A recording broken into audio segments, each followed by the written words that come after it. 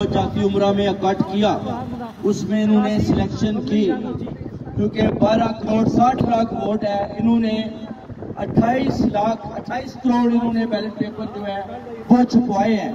एक national assembly और एक कौमी असेंबली का 1 करोड़ 80 लाख ज्यादा छुपवाए हैं, ताकि गद्दारी की जा सके मुल्क के मुल्क के साथ।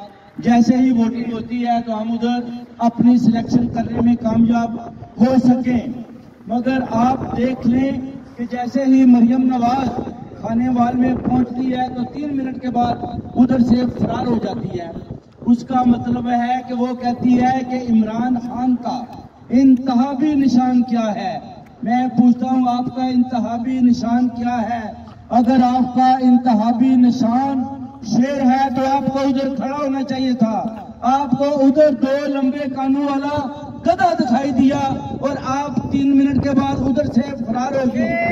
हमारा लीडर इमरान खान, उन्होंने हमेशा बोला है कि अय्या का नाम हो तो अय्या का नस्ताइन।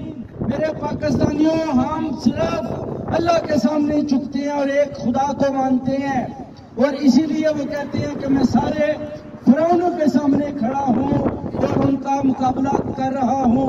और अभी तक वो डट कर खड़े हैं। कौम सारी साथ खड़ी है, ओवरसीज कम्युनिटी साथ खड़ी है। चोर डाकू भाग चुके हैं, इलेक्शन से भी भाग चुके हैं, सिलेक्शन की तैयारी कर रहे हैं।